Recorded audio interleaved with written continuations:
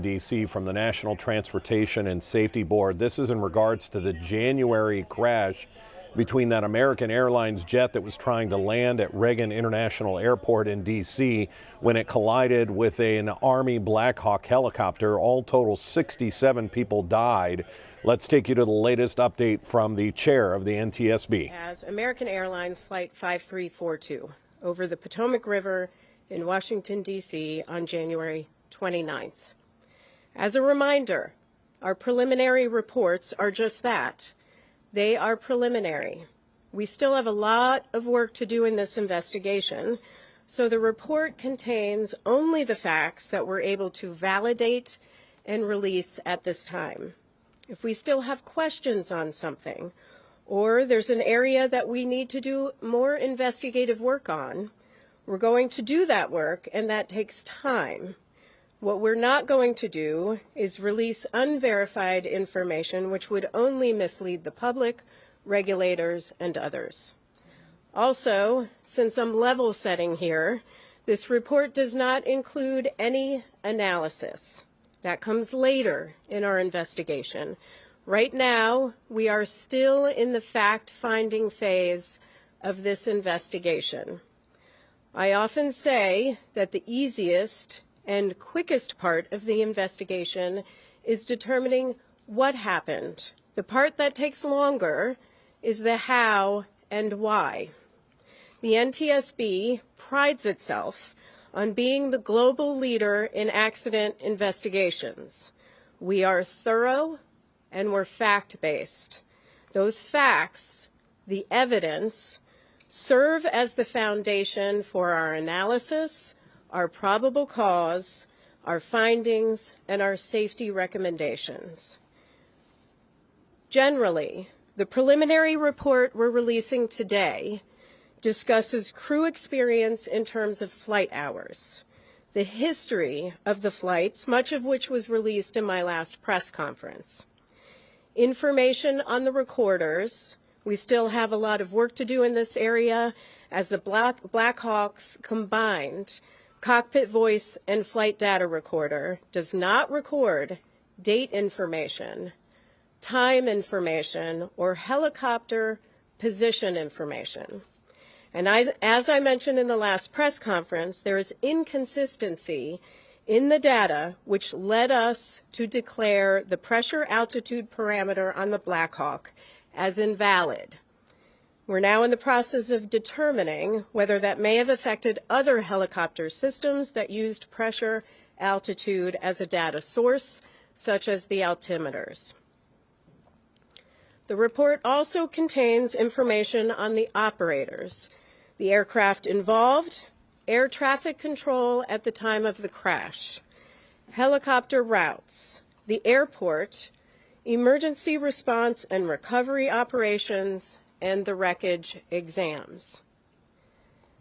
But what I want to focus on this afternoon is our issuance of a recommendation report that contains 2 urgent safety recommendations to the Federal Aviation Administration, or FAA, concerning the helicopter routes near DCA.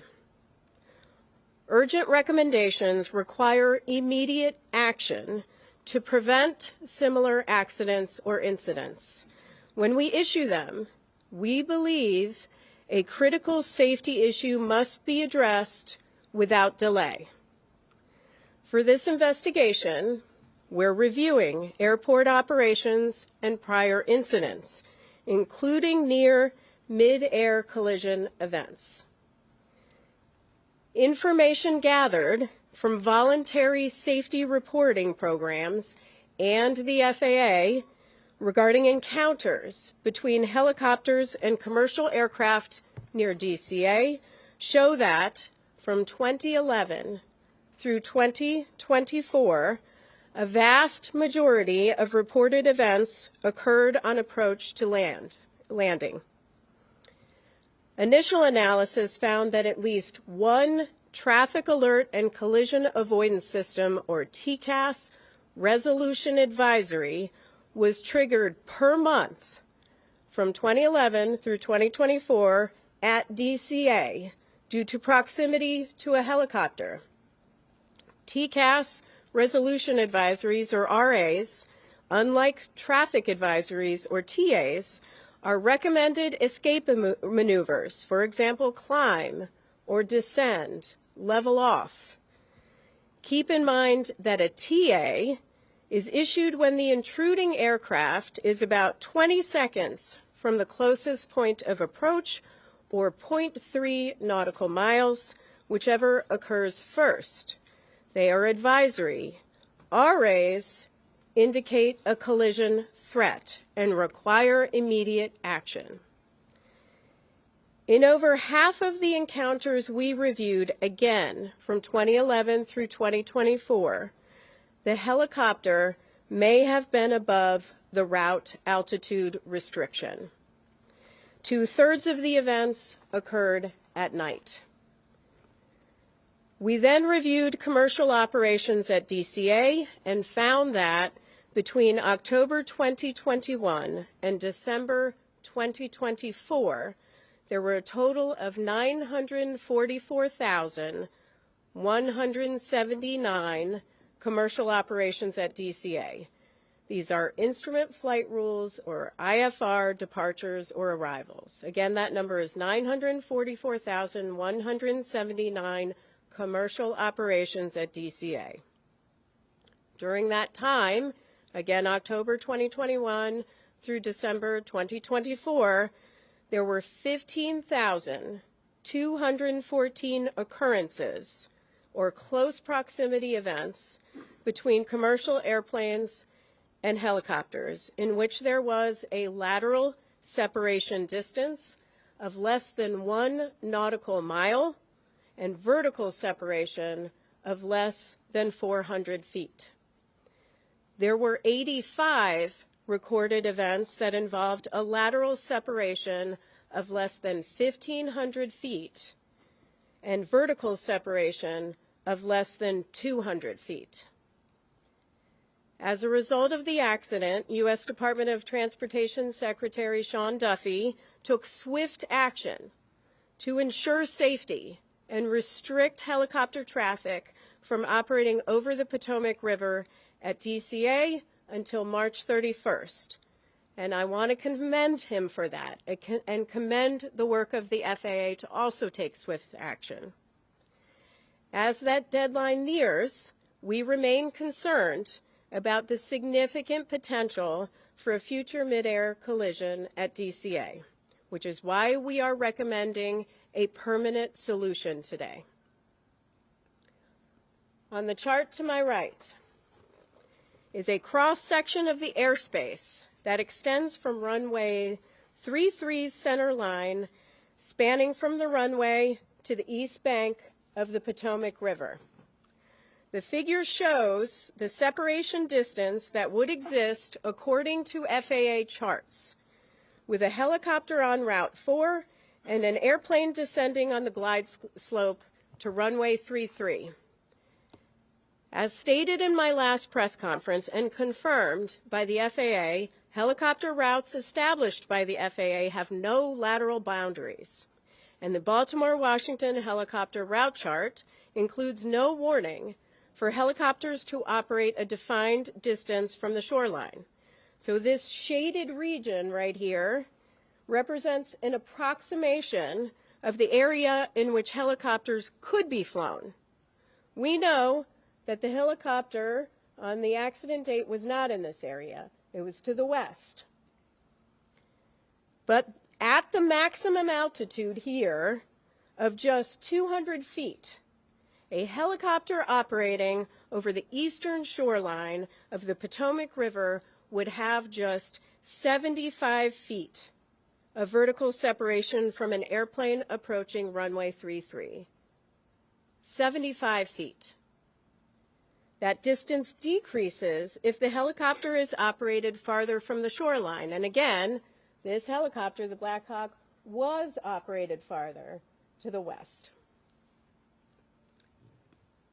We've determined that the existing separation distances between helicopter traffic operating on Route 4 and aircraft landing on runway 33 are insufficient and pose an intolerable risk to aviation safety by increasing the chances of a mid-air collision at DCA.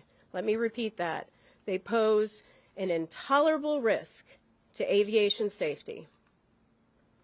We're therefore recommending today that the FAA permanently prohibit operations on helicopter Route 4 between Haynes Point and the Wilson Bridge when runways 15 and 33 are being used for departures and arrivals at DCA. Now, we recognize that a total closure of helicopter 4 between Haynes Point and the Wilson Bridge during times when runway 15 and runway 33 are in use would restrict a vital aviation corridor used for law enforcement activity, Coast Guard patrols, and continuity of government operations. Additionally, mandating that controllers hold helicopters in place north or south of DCA while airplanes are operating on runway 15 and runway 33 has the potential to increase risk by adding to controller workload. So we are also recommending that the FAA designate an alternative helicopter route that can be used to facilitate travel between Haynes Point and the Wilson Bridge when that segment of Route 4 is closed. From here, our team has a lot of work to do.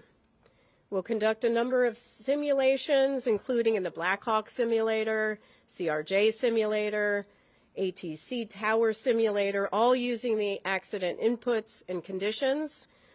We'll conduct a comprehensive visibility study for the CRJ flight, the Black Hawk flight, and tower visibility, all under night conditions. We will conduct additional interviews in helicopter operations and in air traffic control, and the team will continue to examine the radio altimeters, the barometric altimeters, and additional electronics. With that, I will take questions. Please raise your hand. I will call on you. Please state your name and your affiliation. Yes, sir. Tom Rousey with ABC7 here in D.C. So it sounds like you're saying the way this was done for years, every day was presenting an intolerable risk. Is that a correct characterization? Yes, that is a correct characterization. There's a serious safety issue here, which is why we're issuing these urgent safety recommendations. Fortunately, and I am pleased that Secretary Duffy took immediate action. Now we need to see that more permanent solution. Now that said, you're recommending an alternate route. Couldn't that take it over homes and potentially create battles there? That is something that the FAA has to look at as part of designating that route, which is why we're not prescribing a particular route. That is something they'll have to look at. Next question.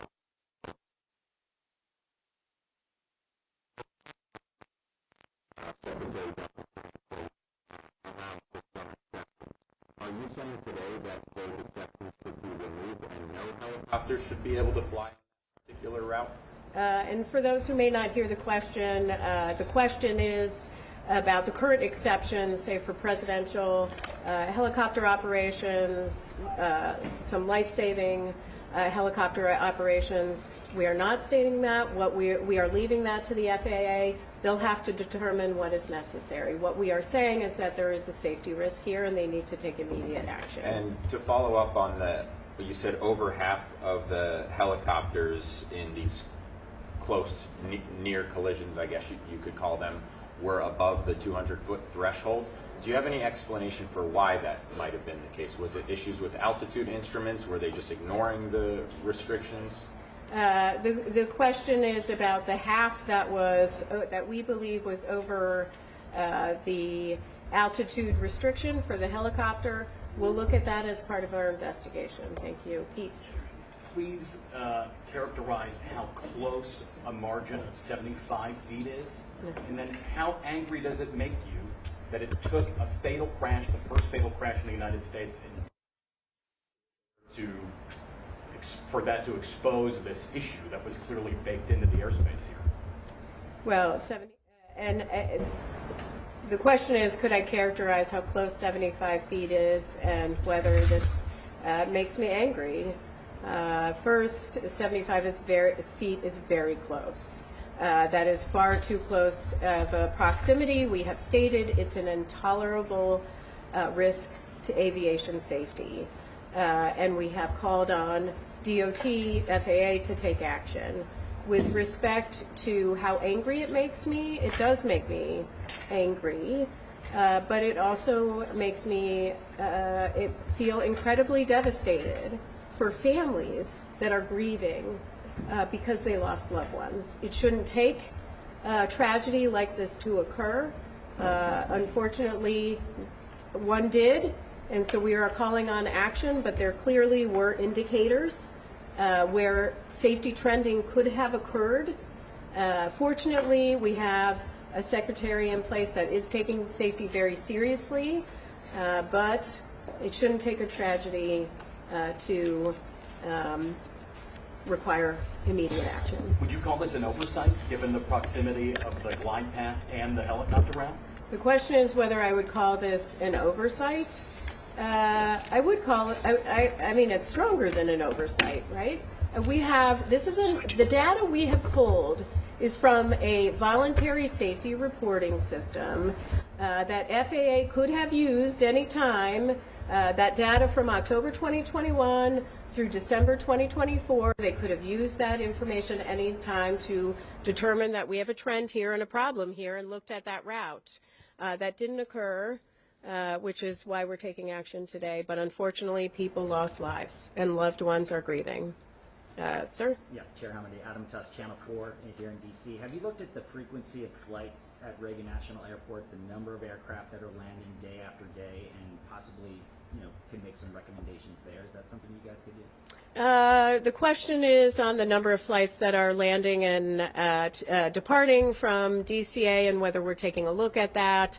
Certainly, everything is on the table right now as far as our investigation is concerned, and we will look at that. We're certainly going to look at separation distances between landing and departing aircraft as part of our investigation. That's something we would look at, but that's still to be done. Yes. BBC News, Naomi Iqbal. I wonder if you could tell us, could this have been prevented if there'd been more staffing? The question is, could this have been prevented if there was more staffing? I assume you mean in air traffic control. That is part of our investigation and is part of the analysis phase of our investigation. Right now, we are collecting facts on air traffic control. In our preliminary report today, we will mention that there were 5 controllers on position. There were 9 there, not in the cab, but in the tower. Some in the break room. We do know that the helicopter and the local position were combined at 3:40 p.m. So we are taking a look at that. We do not have any evidence that anybody left. In fact, the controller came back into rotation around 4:27 p.m.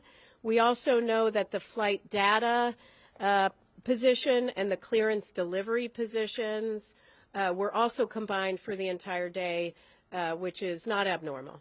If I can just follow up, you're making these recommendations, but you've got the White House and DOGE potentially making cuts, particularly to air traffic controllers. So I wonder how worried, concerned you might be about that. The question is about, again, air traffic control staffing and any sort of cuts. I don't want to speak for the Secretary. I believe they have a hiring exemption for air traffic controllers. I see his posts on X daily calling for people to apply for air traffic controller positions. So they are actively hiring. And so, that is something he is doing right now. Yeah. Yes. Hi, Will Guys, Live here, current. I'm curious, as a part of your investigation, if you'll be looking into other airspace in the states where helicopter routes might conflict with, regular traffic at the airports or other activities. That's why the aviation service DCA is the only airspace in the country where there might be a conflict. Yeah, the question is whether we're looking at other airspace where there can be encounters between airplanes and helicopters.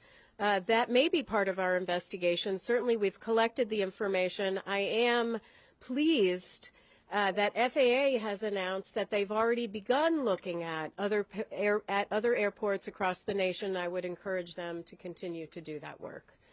Yes, David. Chair Hamidi, two questions for you. One, did the board consider making a recommendation to the military to Dan DeRose with 19 News. I think we've gotten the really important parts of the update, and this is just a preliminary report. As demonstrated by the chair of the NTSB, there has been for years this sort of communication or cooperation that military helicopters that fly over the Potomac quite often in that area of D.C., there's been sort of a you go here and the planes will go here rule. But as you see on that chart, there has only been about a 75-foot window of where planes and helicopters could potentially cross and collide. That 75-foot window is not near comfortable enough for anyone. In fact, the chair of the NTSB calling it an intolerable risk to continue to have helicopters fly in that same sort of shared space. She stated they've been looking at historical data from 2011 to 2024. There have been escape maneuvers given to either helicopters or planes once a month because of helicopters in that area. Once a month, not just alerts that are given that, hey, there might be a helicopter in your area. Those are escape maneuver orders given when there is a 20-second window of a potential collision. That has been happening once a month for the last 13 years. She is calling for a permanent alternative route for helicopters in that area. And she said she is quite angry that it took an accident, that there are grieving families to see this pattern of potential catastrophes. And there's now needing to be change. If we have any other breaking news, it'll be here on our digital platforms. Otherwise, look for 3.5 hours of news and weather and first alert weather to begin at 3 o'clock on Channel 19. Special broadcast today from Rocket Fieldhouse, or Rocket Arena. Rocket Arena is the name for today's broadcast, and we have home game against the Brooklyn Nets. Until then, I'm Dan DeRose with 19 News. Have a great afternoon. 19 News is everywhere.